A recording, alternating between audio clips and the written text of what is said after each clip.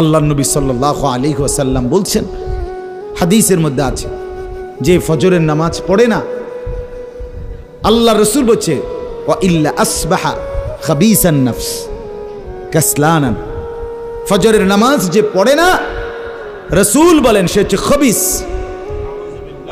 খবিস, এটা খবিস তুই বেটা। এই তোমরা যারা ফজরের নামাজ পড়ো না, খবিস তুই বেটা, খবিস। পাউডার লাগায়, পাউডার লাগাও কিত্তা, খবিস কোথাকার খবিস। আবার পাউডার লাগাও কিত্তা, ফেয়ার এন্ড লাভলি ডলও কিত্তা। কথা বলেন না কেন? তুই কিত্তা পাউডার লাগাও, পাউডার লাগাইলে বুঝি সুন্দর হয়।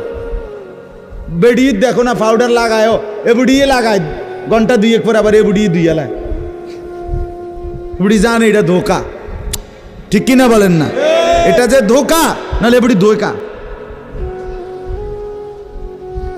মেকআপ বক্স ধোকা আবার লাগাইয়া সেটা, এটা ধোকা, এটা আসল না, এটা নকল।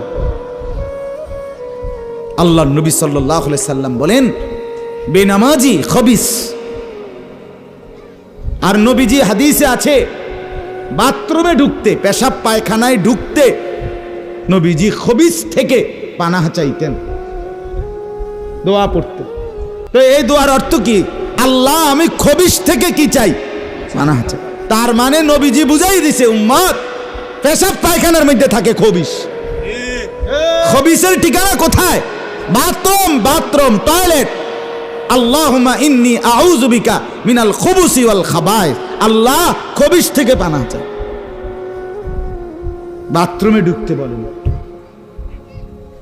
যেন বেনামাজি খবিস। এই খবিসের ঠিকানা টয়লেট, নাপাক। এটা নাপাক, এটা অপবিত্র, অপদার্থ, এটা অকর্মণ্য। এটা জিন্দেগির আর অর্থ কি? জীবন মানে খানা, জীবন মানে ঘুম, জীবন মানে লজ্জাস্থানের চাহিদা পূরণ, যৌন চাহিদা পূরণ, এই তিন জিনিস। তাহলে কুকুরের সাথে, বিড়ালের সাথে, গরু ছাগলের সাথে তফাৎ কি? ওই প্রাণীগুলোও তো খানা, ঘুম এবং যৌন চাহিদা পূরণ করে কিনা? কথা বলেন না কেন? কুকুরের ছাও আছে কিনা? তো কুকুর বিড়াল খায় কিনা? কুকুর বিড়াল ঘুমায় কিনা? তো তোমার সাথে তফাৎ কি? বেনামাজি বলে সেজদা নাই যার কপালে, আমনের লগে জানোয়ারের পার্থক্য কোথায়? আমনে খারাইয়া কোনছে ভিডিও করুক, আমনে কোন? হ্যাঁ হ্যাঁ বলেন, এখন বলেন, আমরা শুনি। এনে 10 জনে বিচার করুক, পার্থক্য কোন? আপনার সাথে জানোয়ারের তফাৎ কি? ছেলেরা বলো বাবা, তোমরা যারা মাগরিবের নামাজ পড়ো নাই, হ্যাঁ, লজ্জা কোথায় তোমাদের? শরম কোথায়? এই বেহায়া, কোন লজ্জায় আল্লাহর জমিনে চোখ তুলে তাকাও? হ্যাঁ, নির্লজ্জ। ছি ছি ছি ছি ছি। মুসলমান এত আত্মমর্যাদা বোধহীন হয় কিভাবে? মালিককে চিনে না, বানানে ওয়ালাকে চিনে না, গোলামি বোঝে না, সেজদা দিতেও মন চায় না। মুসলমান এত পাষাণ হয় কেমনে? আরে তার মা কোথায়? তার বাবা কোথায়? আরে তুই কোন মার দুধ খাইছ রে? তোরে কি মা দুধ খাওয়ায় নাই? তুই কি বাবার হাতে বড় হও নাই? তুই কি মুসলমানের ঘরে জন্ম নেও নাই? হায় না ফরমান। মা বাপ গুলোকে বললাম, কি ফুতেরে মা আমনে দুধ খাওয়াইলেন? এই অপদার্থ তো সেজদাও দেয় না। হ্যাঁ, এই বাপ, কাল লাগে বিল্ডিং বানাইলেন? এই হাইওয়ান তো সেজদাও দেয় না। কাল লাগে সোফা বানান, মাতবুরি দেখান, চা দোয়ানে বইয়া গপ মারেন, জিভুত লইয়া বালা আসি, কিতা বালা? এ ফাঙ্গাস আর তেলাপিয়া খান যে, এ কারণে বালা। হ্যাঁ, এ ফার্মের মুরকা আর কক মুরকা, দুন্দুল আর করলা, দৈন্যাত আর কাঁচামরিচ, টমাটো আর এ শশা, এই তো খানা। আর কিতা কথা বলে? নার কি ঘুরে গেলে তো ফাঙ্গাস তেলাপিয়ে। দুনিয়ার বেশি কি ভোগ করছি আমরা? খুব আশ্চর্য কিছু, অনেক কিছু দুনিয়া ভোগ করছি আমরা। এটুকু দুনিয়া ভোগ করছেন বলে এ ফান কদ্দুর খান, বিড়ি খান, চা খান, বন খান, টেলিভিশনে মানুষের বেডির নাচ চান। আমনের বেডি তো আর নাচে না, নাচে মানুষের বেডি। কথা বলেন না? এতটুকু দেখেই দুনিয়া ভোগ করছেন বলে খুশি হয়ে গেলেন, তৃপ্ত হয়ে গেলেন, মজা পেয়ে গেলেন। আহা, আফসুসের ব্যাপার। এত লম্বা আখিরাত কেমনে পার হবেন? এত লম্বা কবরের জিন্দেগি কেমনে পার হবেন বলেন তো? নূহ আলাইহিস সালামের জামানায় যারা মারা গেছে তারা আজ কত হাজার বছর কবরে পড়ে আছে। ইব্রাহিম আলাইহিস সালামের জামানায় যারা মারা গেছে তারা আজকে কতদিন কবরে পড়ে আছে। হ্যাঁ, আবু জেহেল আজকে কত বছর কবরে পড়ে আছে? 1450 বছর, আরো বেশি, 1450 বছর ধরে পড়ে আছে কবরে। এরপরে তো হাসরের মাঠ, এরপরে তো ফুলসেরাত, এরপরে তো জাহান্নাম, আর তো রইছে। তাহলে দুনিয়ায় থাকলি কতদিন, কবরে পড়ে রইলি কতদিন? আপনি বলেন। আবু জেহেল দুনিয়াতে ছিল 800 বছর, কথা কন না? আবু লাহাব দুনিয়াতে জীবিত ছিল 900 বছর, তো কবরে আছে কত বছর? তো বাঁচছে কয় বছর? নাহলে 60 বছর, নাহলে 70 বছর, ঠিক কিনা বলেন? তাহলে দুনিয়ায় ছিলি কতদিন, কবরে আসত কতদিন? আচ্ছা, এই কথাই এখনই মনে হইল। হ্যাঁ, এরপরে তো সামনেরটি রয়েছেই মিয়া, এখনো তো কিয়ামত আসে নাই, এখনো তো ইসরাফিল ফু দেয় নাই। একবার ফু দিবে, সব কবরে যাবে, আবার ফু দিবে, হাসরের মাঠ কায়েম হবে। আবার হাসরের মাঠের একদিন, খোদার কসম এই কোরআনে আল্লাহ বলছে, হাসরের ময়দানের এখন একদিন, প্রতি একটা দিন কয় ঘন্টা? হাসরের একদিন আল্লাহ বলছে 50,000 বছর, 50,000 সানা, 50,000 বছর। হাসরের ময়দানের পুরা সময় না, একদিন, একদিন। পুরা হাসরের মাঠ কতদিন সেটা আল্লাহই জানে। প্রিয় বন্ধু আমার, নষ্ট হয়েন না। ছেলেরা আমার, বাপ, বরবাদ হইও না। মনে করো কেউ বলে নাই, তবুও নষ্ট করো না নিজের। বাবা বলে নাই, মা বলে নাই, সর্দারে বলে নাই, মাতবরে বলে নাই, গ্রামের মুরব্বীরা বলে নাই, কেউ তোমারে কিছু বলে নাই, তবুও তুমি নিজেরে নষ্ট করে দিও। হযরত ইব্রাহিম আলাইহিস সালাম, পুরা কওম, আপন মা, আপন বাপ, সবাই মূর্তি পূজক, কেউ তো ওনাকে ইমানের দাওয়াত দেয় নাই, তবুও সেই ছোট্টবেলা থেকে তিনি ওইখানে থেকেই উনি খুঁজে নিছেন আল্লাহকে। কাকে খুঁজে নিছেন? আল্লাহকে খুঁজে নিছেন, আল্লাহকে তালাশ করে নিছেন। কওমের লোকেরা বলছে যে তারকা এটা রব। বলছে আচ্ছা ঠিক আছে, দেখি তো। কিছুক্ষণ পরে তারকা ডুবে গেছে। বলছে কই, রব আবার ডুবে কেমনে? পরের দিন এলাকার লোকরা বলছে চাঁদ, এটাই আমগো রব। বলছে আচ্ছা ঠিক আছে, মানে নিলাম, দেখি তো। ভোর হতে হতে দেখে চাঁদ নাই। কি ও রব যদি জায়গা, তো আমি বন্দা রইলাম, রব কো? বুঝেন নাই কথা? এরপরে বলছে সূর্য, এটা বড় সড়ো মোড়া তাজা, এটাই রব।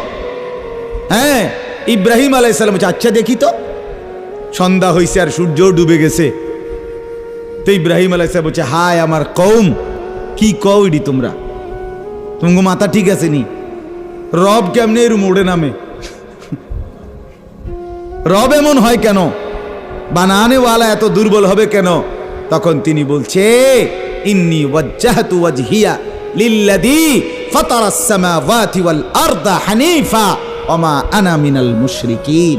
যে না কওম শোনো, আমি তোমাদের বানানো কোনো দিকে ফিরব না, আমি ফিরছি আমার চেহারা, আমার জিন্দেগি ফিরাইয়া দিলাম ওই সত্তার দিকে যিনি 7 আসমান ও জমিন পুরাটা বানাইছে। হানিফান, একনিষ্ঠভাবে আমি শুধু তার দিকে ফিরলাম। ওমা আনা মিনাল মুশরিকিন, আমি মুশরিকদের অন্তর্ভুক্ত নই, আমি আল্লাহকে ছাড়া কাউকে মানি না। হ্যাঁ, হযরত ইব্রাহিম আলাইহিস সালামের বাবা বলছে, পুত তোরে আমি তেজ্য পুত্র করে বাড়ি ছাড়া করে দেব। হযরত ইব্রাহিম আলাইহিস সালাম বলছে, আ'তাজিলুকুম ওয়া মা তাদউনা মিন দুনিল্লাহ। আব্বা আমি আমনেরে ছেড়ে দিলাম, আমনে আমারে কিত্তে ছাড়বে? আমনে বাইত জায়গা দিতেন না, কিতে আমি আইলাম না আমনে বাইত। আমার ঈমান দরকার, আমার আখিরাত দরকার। আমি বন দিয়ে কিতে করব? আমি সোফা দিয়ে করবো কি? আমি বিল্ডিং দিয়ে করবো কি? যার বাপে বিল্ডিং করে দিছে না, হাতে বেড়া পরে আর বিল্ডিং করতে আসছে না। মা কথা কয় না, বোঝেন নাই আমার কথাটা? যার বাপে জমি কিনা দিতে আসছে না, এবড়ার পরে এবড়ার ফুতে আর কোনোদিন জমি কিনতে আসছে না, তো তো কি আমনে যে একবার উল্টাইয়া গেছেন। হ্যাঁ, আরে ফুত, আমি যদি কদ্দুর কিছু করে দিয়ে যাইতাম না পারি, আমি মরলে তারা খাইব কেমনে? না, তারা চিরা খাইব। আর পরে আমনে 2 বস্তা চিরা কিনে দিয়ে যাই, আমনে মরলে আর কেউ দুনিয়াত কাম করতো না, আমনে একটা কামিলা মরতে আছেন, শেষ। এটা ধোকার কথা না, বলেন না কেন? তো হযরত ইব্রাহিম আলাইহিস সালাম বলছে, আব্বা আপনাকে ছেড়ে দিলাম। ওয়া মা তাদউনা মিন দুনিল্লাহ, আল্লাহকে বাদ দিয়ে যে আপনি যাকে ডাকেন সেই মূর্তি, আল্লাহকে বাদ দিয়ে যেগুলোকে আপনি ডাকেন, বাপ আমি এগুলোকেও ছেড়ে দিলাম। এবার ইব্রাহিম নবী বললেন, ওয়া আদউ রাব্বি, আমি শুধু কেবল আমার রব আল্লাহকে ডাক দিলাম। গোটা দুনিয়া ছেড়ে দিলাম বাপ, সংসারও ছেড়ে দিলাম বাপ, আপনি মা বাবার মায়াও ছেড়ে দিলাম, আমি শুধু আমার আল্লাহকেই ডাকলাম।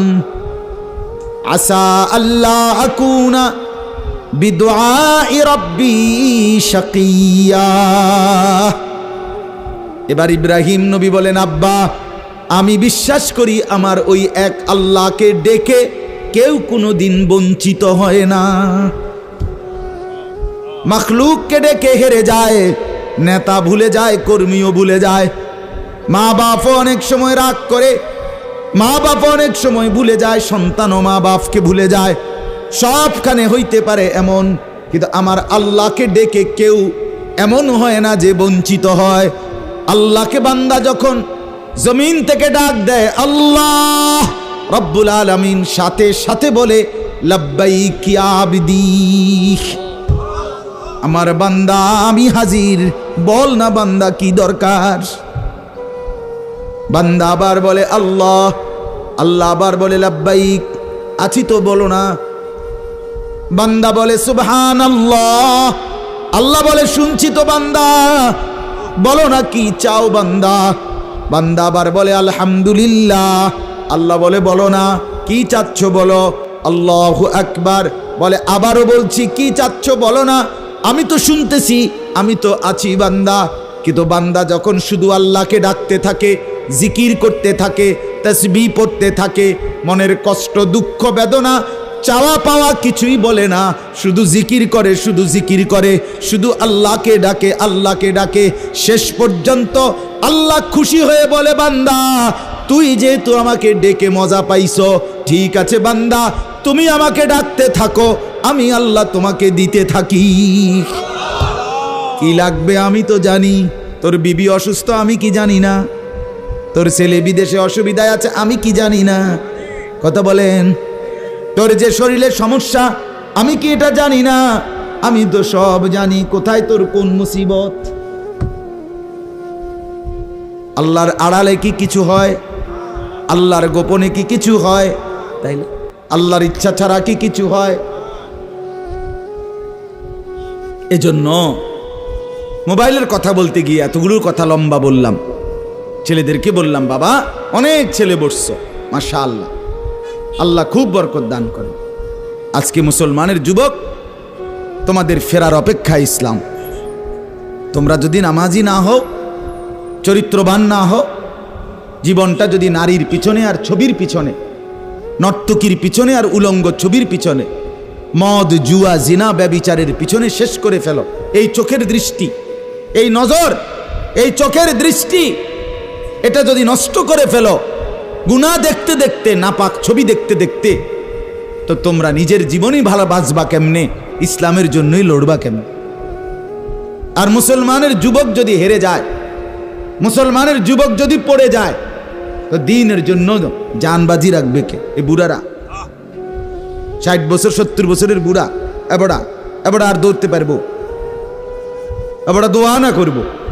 কথা বলেন না কেন? মুরব্বীরা কি করবে? কলিজা ছিঁড়ে দোয়া করবে। অতএব আমি আপনাদের কাছে এতক্ষণের কথার মূল একটা উদ্দেশ্য, আমি দুইটা আয়াত পড়ছি, এই আয়াতের আঙ্গিকে কথাটা বলার জন্য বলছি। আজকে আমরা গুনার মধ্যে সবচেয়ে বেশি, বহুভাবেই আমাদের মধ্যে গুনাহ আছে, বাকি এই নজরের গুনাহ আমাদের সবচেয়ে বেশি। কিসের গুনাহ বলেন না? নজরের গুনাহ।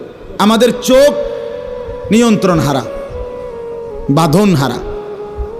আমাদের যুব সমাজ, ছেলে মেয়ে, তাদের পুরাটা চোখ তারা মোবাইলকে দিয়ে দিছে। ওই যে আগে যে শুনছি যে স্বেচ্ছায় চক্ষুদান করত, কথা বুঝছেন না কথা? হ্যাঁ, মরণোত্তর চক্ষুদান।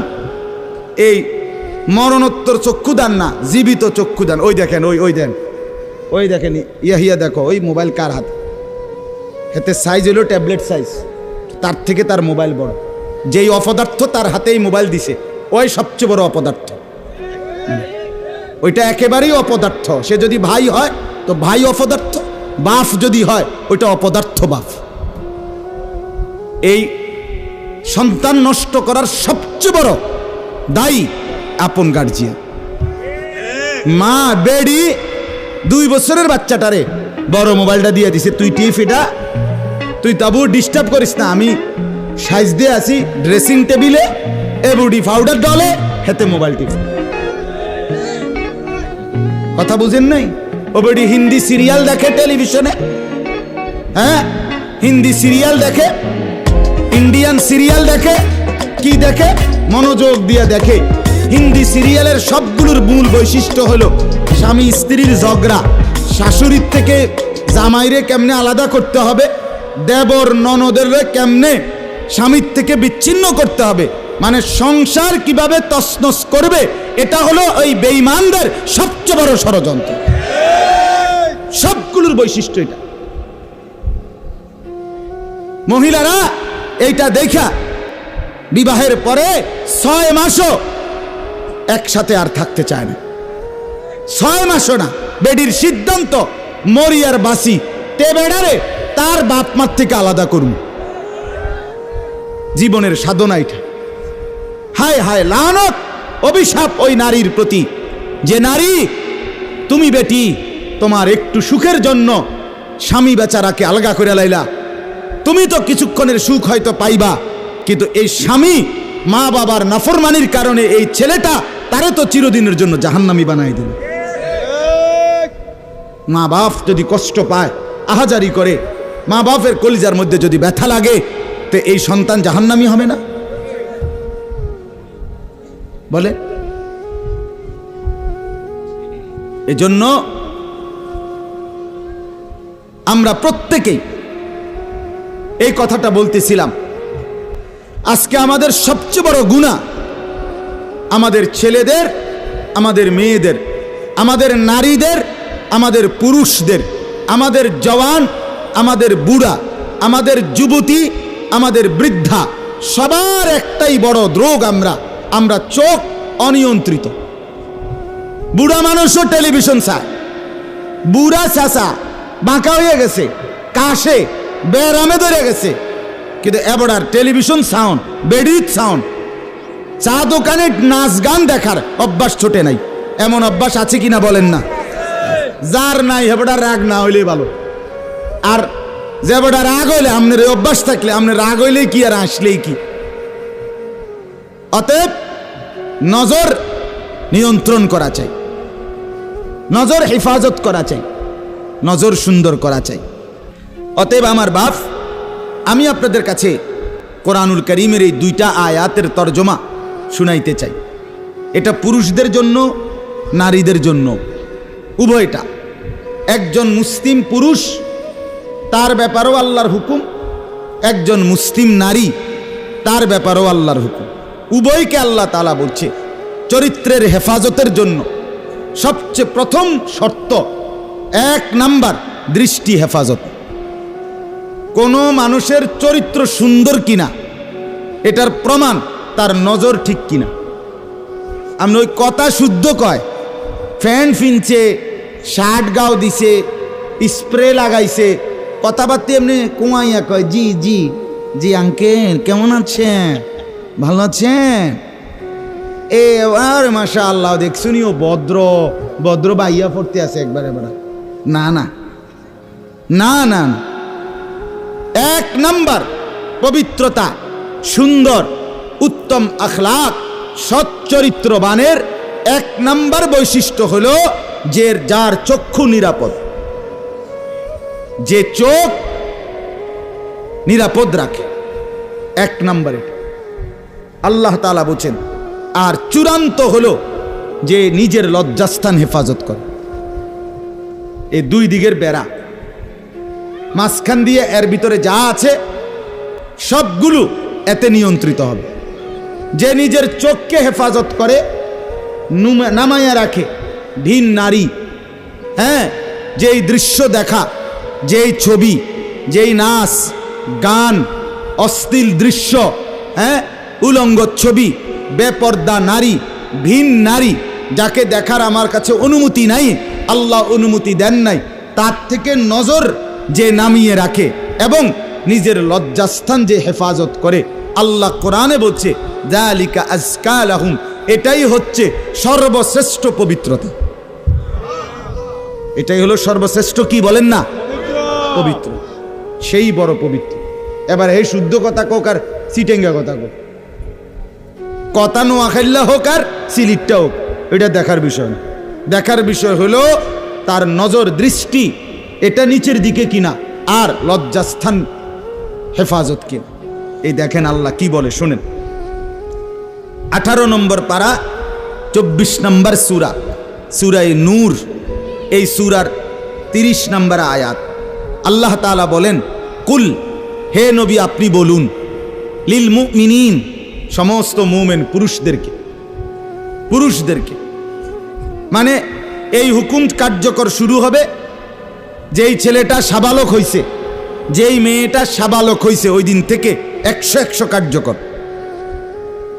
কোন ছেলের উপরে যেদিন গোসল ফরজ হয়েছে, প্রথম যেদিন তার বীর্যপাত হয়েছে, সেদিন থেকেই সে সাবালক, প্রাপ্তবয়স্ক, সেদিন থেকেই সে যুবক, সেদিন থেকে ইসলাম মানা পুরাটা 100 তার উপরে ফরজে আইন। ওই দিন থেকে তার 1 মিনিট 1 সেকেন্ড হিসাবের বাহিরে হবে না। প্রতি সেকেন্ড নিঃশ্বাসের জন্য তাকে মৃত্যু পর্যন্ত, মানে বালেগ হওয়ার দিন থেকে মৃত্যু পর্যন্ত যে হায়াত পাইছে, যেদূর আল্লাহর কাছে হিসাব দিতে হবে তদ্দূর। রাতের হিসাব, দিনের হিসাব, হাঁটলে, বসলে, উঠলে, খাইলে, ঘুমাইলে, এমনকি নিঃশ্বাসের হিসাবও খোদার কসম আল্লাহর কাছে দিতে হবে। কোন মেয়ে যেদিন তার প্রথম মাসিক শুরু হয়েছে 13-14 বছর বয়সে, সেদিন থেকে সে প্রাপ্তবয়স্কা, সাবালিকা, সে যুবতী। অতএব সেদিন থেকে মৃত্যু পর্যন্ত তার হায়াত যতদিন পাইছে, একদিনের ভালো মন্দ, জায়েজ না জায়েজ, হালাল হারাম, বৈধ অবৈধ, সব কিছুর হিসাব সে আল্লাহর কাছে দিতে হবে। কথা বুঝলেন কিনা আপনি? হ্যাঁ, এটা জরুরি, এটা জরুরি। স্বামীর কারণে, শ্বশুরের কারণে, স্ত্রী, মহিলা বলেন আমার স্বামী বাধ্য করছে দেবরের সাথে দেখা করা, স্বামী বাধ্য করছে ভাসুরের লগে দেখা করতে, খোদার কসম স্বামী যদি আসমান ভাঙ্গাও মাথাত ফালায়, তারপরও স্ত্রীর জন্য এই কথা মান্য করা স্বামীর হারাম। আর স্বামী যদি এই হারাম কাজের জন্য বাধ্য করে স্ত্রীকে, এই স্বামী জালেম। এই স্বামী কি বলেন না কেন, শাস্তো ভাই, জ্যাঠতো ভাই, খালতো ভাই, ফুফাতো ভাই, দুলা ভাই, তারারে কইছে বাদ বাইরা দাও, তুমি আজ্ঞায় দাও, তারা মেহমান সব সময় কি আর আইয়েনি? হ্যাঁ, যেই স্বামী বলে, যেই শ্বশুর বলে, এই উভয়টাই জালেম, নিকৃষ্ট পাপী, সীমা লঙ্ঘনকারী, সীমা লঙ্ঘনকারী, কোনো সন্দেহ নেই, কোনো সন্দেহ। আল্লাহর হুকুমের বিরোধিতা করে মাখলুকের হুকুম মানা অনুমতি নাই, অনুমতি নাই। হযরত ইব্রাহিম আলাইহিস সালামের বাবা ওনাকে মূর্তি পূজা করতে বাধ্য করতে চাইছে, করছে না? কইছে না যে নরে তেজ্য পুত্র করে দেবো বেড়া? কোরআনের আয়াত। ইব্রাহিম আলাইহিস সালাম বলছে আমনেরে আমি ছেড়ে দিলাম। কিসের জন্য? ঈমানের জন্য। কিসের জন্য বলেন না? ওয়া ইন জাহাদাকা আলা আন তুশরিকা বি মা লাইসা লাকা বিহি ইলমুন ফালা তুতি'হুমা ওয়া সাহিবহুমা ফিদ দুনিয়া মা'রুফা। কোরআনে আল্লাহ বলেন, তোমার মা বাপ যদি তোমাকে আমি আল্লাহর সাথে শিরিক করতে বলে, তুমি কোনোভাবেই তার অনুসরণ করবে না। হ্যাঁ, তবে মা বাবার সাথে কষ্টদায়ক আচরণ করবে না, ব্যবহার করবে ভালো, ব্যবহার করবে উত্তম, তার গায়ে হাত দিবে না, তারে ধাক্কা দিবে না, তারে গালি দিবা না, তারে ধমক দিবা না, কিন্তু তার কথা মানবা না। কোন কথা? আল্লাহর নাফরমানির কথা, শিরিক, কুফর, নাজায়েজ, হারাম, হারাম। সেদিন আমার কাছে এক যুবক ভাই জিজ্ঞেস করছে কথা, যে তার বাবা তাকে বাধ্য করতেছে তার দোকান দেখাইয়া 5 লাখ টাকা সুদে টাকা নিয়ে দিতে। মন নাই? আমি পরিষ্কার আমরা বলছি যে অসম্ভব কথা। তোমার বাপ প্রয়োজনে তোমারে ঘর থেকে বের করে দিবে, দেও। এক তো তুমি তারে গালি দিও না, কিন্তু তুমি তার এই কথা মান্য না। এই কথা মানার অধিকার, যেটা আল্লাহ হারাম করছেন সেটা বাবার কথার কারণে হালাল? আরে বলেন না কেন? যেটা আল্লাহ হারাম করছেন সেটা স্বামীর কথার কারণে হালাল না? না, আমি কিতা করতাম, বেডিতে এই সমস্ত ফাঁকনা কথা কইলে হইতো না। তে বেড়া বাতানে চাইলানে আমি রাইন্দা দেই, এরপরে কিতো বেডি হেতে কইতে পারবো। আরে আলাপ, এসব আলাপ করলে হইতো। ফেরাউনের ঘরে বিবি আসিয়া, ফেরাউনের মতো জালেম কাফের, তার ঘরে নিজের ঈমান 100 ঠিক রাইখা দেখায় দিছে পৃথিবীবাসীকে যে জমিনে ফেরাউনের চাইতে বড় কাফের কে হবে। আমি তার ঘরে থাইকা ঈমানদার থাকছি, আমি স্ত্রী আসিয়া, আমি জান্নাতি। অতএব পৃথিবীর সবচেয়ে বড় জালেমের ঘরে থাকলেও, পাপীর ঘরে থাকলেও তোমাকে আখিরাত বরবাদ করতে পারবা না। আল্লাহ আমাদের মা বোনদেরকে বুঝার তৌফিক দান করে, আপনাদেরকেও বুঝার তৌফিক দান। নিজের স্ত্রী, নিজের কন্যাকে বাজারের পণ্য বানাবেন না। আত্মমর্যাদা বহুত বড় সম্পদ, গায়রত। আপনার স্ত্রী বেপর্দা বাজারে বাজারে ঘুরে, রাস্তার পুরুষ রাক্ষসের মতো তাকাইয়া দেখে, আপনার আত্মসম্মানে লাগে না, আপনি বেগায়রত, আপনি পুরুষ নামের কলঙ্ক। আপনার মেয়ে বেপর্দা হাঁটে, 8-7 কাপড় পরে, টাইট কাপড় পরে, জামা পরে, রঙ্গিলা পাউডার সিয়া সাজ্জা রাস্তার বখাটে দুই পাশে কুত্তার মতো দুই পাশে গুরগুর গুরগুর কইরা পিছনে পিছনে ঘোরে। আমনে বাপ হইয়া জানেন, মেয়ে মা হইয়া দেখছেন, আমনের গায়ে লাগে না, কলিজায় লাগে না। আপনি বেগায়রত, আত্মমর্যাদাহীন পুরুষ আপনি। আমি সেদিন নিজে দেখছি, আমার কলিজা ছিঁড়ে গেছে। আমি নিজে দেখছি, ওই দেবিদ্যার রাস্তা দিয়ে আসতেছি, বাজারের মধ্যে জ্যাম। হঠাৎ আমার নজর জানালা দিয়ে বাহিরে দেখলাম একটা স্কুল পড়ুয়া মেয়ে। মেয়েটা আপনার স্বাভাবিকভাবে জড়সড় হয়েই হাইটা যাইতেছে সামনে দিয়া। ঠিক মেয়েটার এক হাত পিছনে একটা ছেলে আপনার এই বড় মোবাইল দিয়া, মেয়েটা হাঁটতেছে মেয়ের মতো। এই জানোয়ারে পিছন থেকে ভিডিও করতে করতে মেয়ের যাইতেছে পিছন। আমার মন চাইছে জানালা খুলে বলি, বোন তোর পিছনে কুত্তা লাগছে, তোর পেছনে কি লাগছে? কুত্তা লাগছে, তুই তোরে কুত্তা থেকে বাঁচা। বলেন মুসলমান এত নিকৃষ্ট হয় কিভাবে?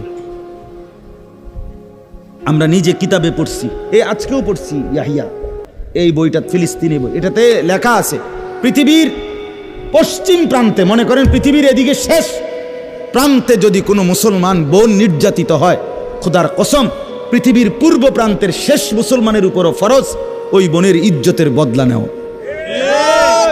এটা মাসালা। হ্যাঁ, কথা ছিল এই, মুসলমানের যুবক হবে মা বোনের ইজ্জতের পাহারাদার। আহা, কোথায় সেই মোহাম্মদ বিন কাসেম, 17 বৎসরের যুবক, আরব থেকে, আরব জাহান থেকে আসছে ভারতে, সিন্ধু প্রদেশে দেবল রাজার এলাকায় একজন বোনকে একজন ডাকাত, জলদস্যু, একজন পানির ডাকাত জলদস্যু তৎকালীন জামানায় একজন মুসলিম বোনের গায়ের ওড়না ধরে টান দিছিল। তখন ওই বোন চিঠি পাঠাইছিল হাজ্জাজ ইবনে ইউসুফের কাছে আরব দেশে, হাজ্জাজ তুমি বেঁচে থাকতে তোমার মুসলিম বোনের গায়ের ওড়না ধরে টান দিছে বেঈমান কাফের, তুমি এর বদলা নিবা কিনা আমি শুনতে চাই। হাজ্জাজ ইবনে ইউসুফ, আমরা কিতাবে পড়ছি, এরকম চেয়ার ছেড়ে লাফ দিয়া দাঁড়াইয়া চিৎকার দিয়ে বলছে, বোন আমার, গোটা আরবের সমস্ত মুসলমান যুবক প্রয়োজনে জান দিবে, আরবের সমস্ত যুবকের কলিজা যাবে, জান দেবে, শাহাদাত বরণ করবে প্রয়োজনে, তবু আমি তোমার এই বেইজ্জতির বদলা নেব। 3 বার সেনাবাহিনী পাঠাইছে সে, 3 বার। প্রথম 2 বার পরাজিত হইছে মুসলিম বাহিনী, তৃতীয়বারে নিজের একমাত্র মেয়ের জামাই মোহাম্মদ ইবনে কাসেম রাহমাতুল্লাহ আলাই, এই উনি ওনারে দিয়া এরপরে এই সিন্ধু দেবল রাজাকে পরাজিত করে ওই বোনকে জেলখানা থেকে উদ্ধার করছে এবং এই হিন্দু রাজার এলাকায় কালেমার পতাকা উড়াইয়া দিছে। হ্যাঁ, সেখান থেকেই এই ভারতীয় উপমহাদেশে মুসলমানদের যাত্রা, ইসলামের সূচনা। এক বোনের ইজ্জতের জন্য ধর্ষিতা হয় নাই, কাপড় টান দিছে কেন? খলিফা মুতাসিম বিল্লাহ, এক ইহুদি খলিফা মুতাসিম বিল্লাহ, মুসলমানদের একজন খলিফার নাম উমাইয়া খলিফা, ওনার আমলে একজন মহিলা ইহুদিদের এলাকায় গেছিল, বাজারে পর্দানসীন বোরখাওয়ালা নারী, ওই ইহুদি, দুষ্ট এক ইহুদি ওই মহিলার পিছন দিক দিয়া, বোরকার পিছনে কৌশলে পিছন দিক দিয়া গোপনে এমন এক রশি টান দিস বাঁধছে।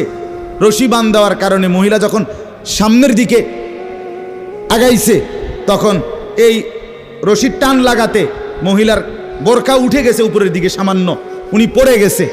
এই মহিলা ওই বাজারে চিৎকার দিয়া বলছে, ওয়া মুতাসিমা, হায় মুতাসিম তুমি কই? তোমার মুসলিম বোনকে বেইজ্জতি করছে। সাথে সাথে খলিফা মুতাসিম বিল্লাহ পুরা বাহিনী নিয়ে আইসা ওই ইহুদি অঞ্চল পুরা জ্বালায় ফেলছে। কথা ছিল এই, বা কথা ছিল এই, রক্ত আর আমাদের গায়রত আর আমাদের হারিয়ে ফেলেছি। পরের মেয়ে দেখতে দেখতে, পরের নারী দেখতে দেখতে, টেলিভিশন দেখতে দেখতে, নিজের বিবি বাচ্চারও লাগাই দিছেন, নিজের ঘরে টেলিভিশন চাইতো, নিজেও বইয়া বইয়া চা দোয়ানে বেড়ি চান, টেলিভিশন চান, ফুতেও সারা রাত সারা দিন সমবয়সী ফুলানের লগে হাইটটা মোবাইলে ছবি চায়, তো সমাজ গড়বে কে? পরিবার নিরাপদ থাকবে কেমনে? কথা বলেন না কেন? বুড়ারাও চা দোয়ানে, বেড়ি তো ঘরের টেলিভিশনে, ফুলাফাইনে মোবাইলের আড্ডায়, তো মানুষ চরিত্রবান হবে কিভাবে? কমপক্ষে মুরব্বিগত লজ্জাবোধ থাকা উচিত। আমার যে মাথাতে ধরে না, মানে দাড়িওয়ালা 60 বছরের বুড়া বেড়া কেমনে বেড়ি চায় চা দোয়ানে বই? আমার একারে বহুদিন ভাই, আমি এটা অনেকদিন চিন্তা করে চাইছি, এটার কারণটা কি? আরে এরকম বুড়া বেড়া কিনলে বেড়িয়ে চাই? আমনের কি জীবনটা আজ এতটা বছর পরেও এখনো আমনের আখেরাতের কথা মনে পড়ে নাই? আরে কি ডাকাইতো আমনে মরতেন না?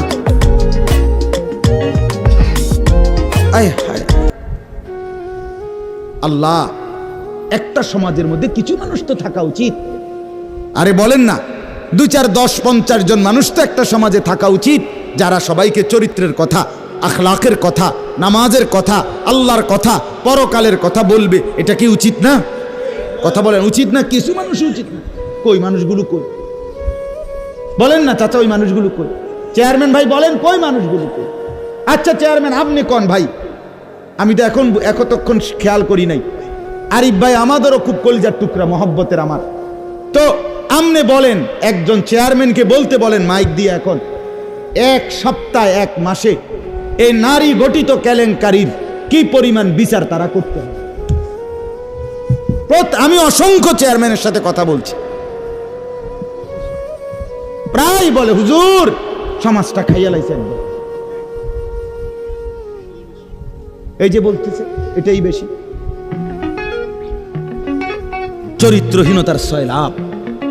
আহা আহারে নারী, বেচারা স্বামী 16 বছর বিদেশ করছে, হায় রে কলজা ফাটা তার কষ্ট।